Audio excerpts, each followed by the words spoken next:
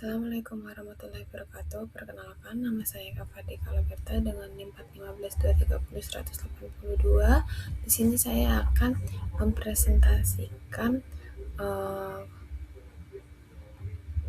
ujian akhir semester mata kuliah generatif AI pada soal nomor 1A. Nah, pada video ini saya akan mendemonstrasikan bagaimana membuat model teks generatif menggunakan karakter Based Recurrent Neural Network atau RNN dengan TensorFlow. Program yang saya gunakan berasal dari tutorial resmi TensorFlow. Kemudian saya jelaskan kembali menggunakan bahasa yang lebih mudah dipahami. Nah, jadi yang pertama ini ada import TensorFlow. Nah, langkah pertama adalah mengimpor library yang diperlukan. Di sini digunakan TensorFlow sebagai framework utama untuk membangun model deep learning. Selain itu terdapat library NumPy. Di sini untuk membantu pengolahan data numerik. Selanjutnya ada import OS untuk mengakses file serta beberapa modul TensorFlow lainnya yang digunakan selama proses pelatihan model.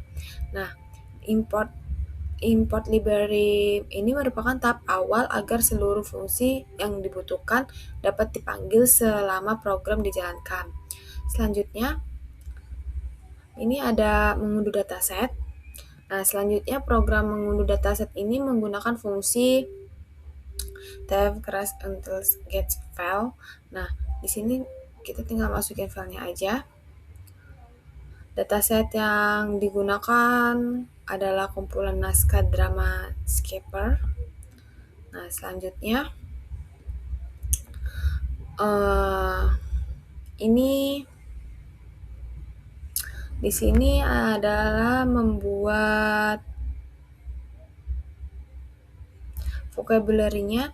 Berikut program membuat daftar seluruh karakter unik yang terdapat pada dataset di atas tadi. Nah, karakter yang dimaksud bukan hanya huruf alfabet, tetapi juga angka, spasi, tanda baca, bahkan karakter pindah baris. Nah, daftar karakter unik inilah yang nantinya menjadi vocabulary untuk kamus karakter yang akan dikenali oleh model. Nah, di sini jumlah vocabulary-nya ini juga ditampilkan sehingga kita mengetahui berapa banyak karakter beberapa yang dipelajari. Ini ada 65 unit karakter.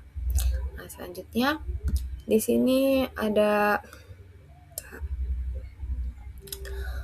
karena komputer tidak memahami huruf secara langsung, maka setiap karakter harus diubah menjadi angka. Nah, pada tutorial TensorFlow digunakan layar string lookup. Ini. Selanjutnya, layar ini berfungsi sebagai kamus yang memberikan ID numerik untuk setiap karakternya. Nah, jadi selain itu dibuat juga proses kebalikannya, yaitu mengubah angka menjadi karakter agar hasil karakter nantinya dapat dibaca manusia jadi huruf. Nah, pada bagian ini biasanya ditampilkan contoh bagaimana kata dapat diubah menjadi kumpulan angka, kemudian dikembalikan lagi menjadi kata semula. Nah, selanjutnya, ini ada tahap berikutnya adalah membuat dataset untuk proses pelatihannya. Nah, seluruh karakter yang telah berbentuk angka dibagi menjadi potongan-potongan sebanyak 101. Ini 101. Mengapa 101? Karena karakter pertama digunakan sebagai input, sedangkan 100 karakter berikutnya yang sudah digeser satu posisi dijadikan target prediksi. Nah, selanjutnya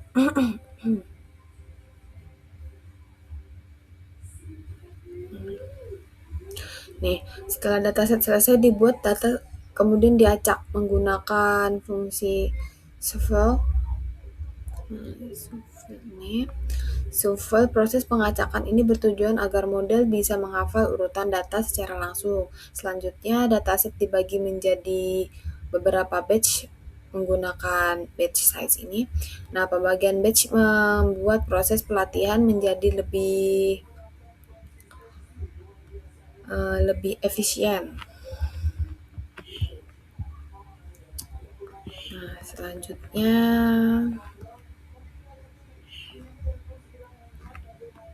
ini pada tutorial TensorFlow digunakan layer string lookup layer.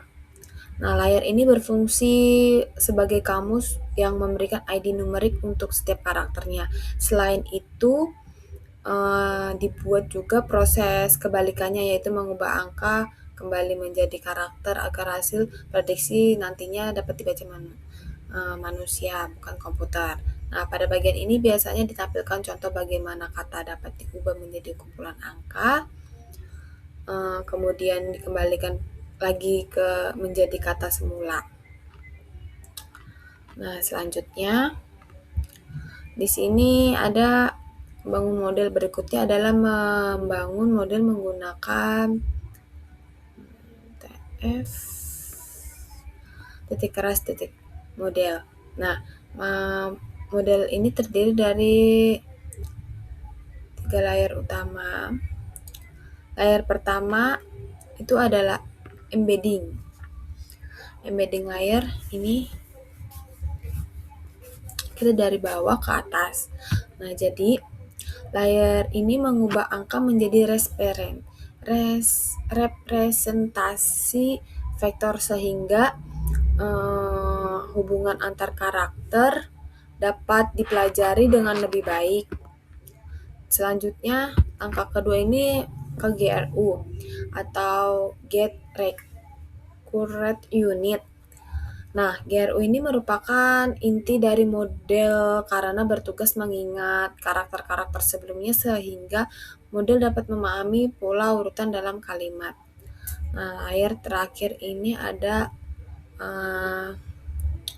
dense layer. Nah, layer ini menghasilkan prediksi terhadap seluruh karakter yang ada pada vocabulary dan menentukan karakter mana yang memiliki peluang paling besar untuk memunculkan berikutnya. Terakhir ini ada login. Nah, selanjutnya sebelum model dilatih, tutorial TensorFlow-nya melakukan 1 kali percobaan untuk melihat bentuk output modelnya, lalu output yang dihasilkan masih berupa nilai logit. Nah, output yang dihasilkan masih berupa nilai logit. Nilai logitnya,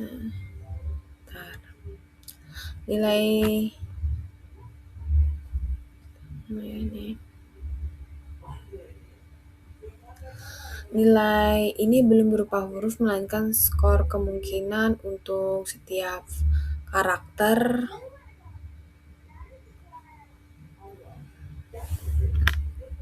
yang ada pada vocabulary. Nah, karakter dengan peluang terbesar nantinya akan dipilih sebagai hasil prediksi.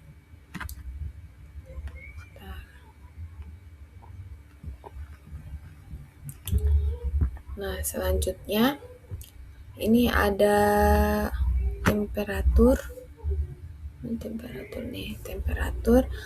Proses ini pada tutorial TensorFlow terdapat parameter temperatur. Parameter ini digunakan untuk mengatur tingkat variasi hasil prediksi. Jika temperatur dibuat kecil, hasil tulisan akan lebih stabil dan mengikuti pola dataset. Sebaliknya,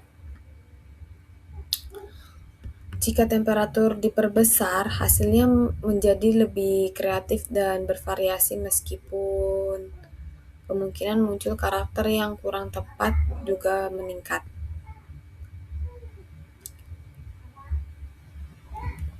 Nah, selanjutnya ini ada menghasilkan teks baru, yaitu tahap ini membuat teks baru. Program diberikan kalimat awal, misalnya Romeo. Nah, kalimat ini disebut sebagai seed text. Model kemudian memprediksi 1 karakter berikutnya. karakter hasil prediksi ditambahkan ke kalimat. Kalimat yang sudah bertambah tersebut dimasukkan kembali ke model untuk memprediksi karakter selanjutnya. Proses ini dilakukan berulang hingga menghasilkan ratusan bahkan ribuan karakter baru.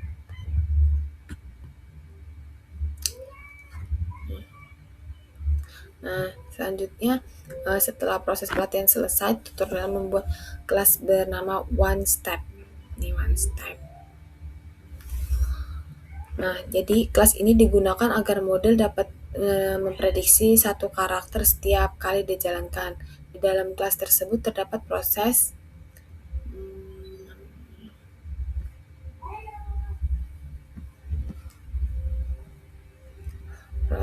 mengubah teks menjadi angka, terus menjalankan model, terus mengatur temperatur, melakukan sampling, mengubah angka, kembali menjadi karakter yang tadi sudah dijelaskan.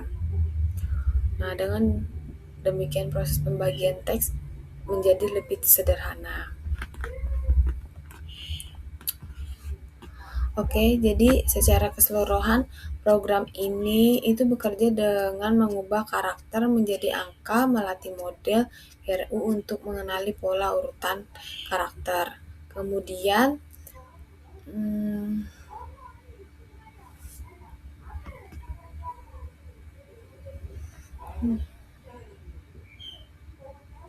menggunakan model tersebut untuk memprediksi satu karakter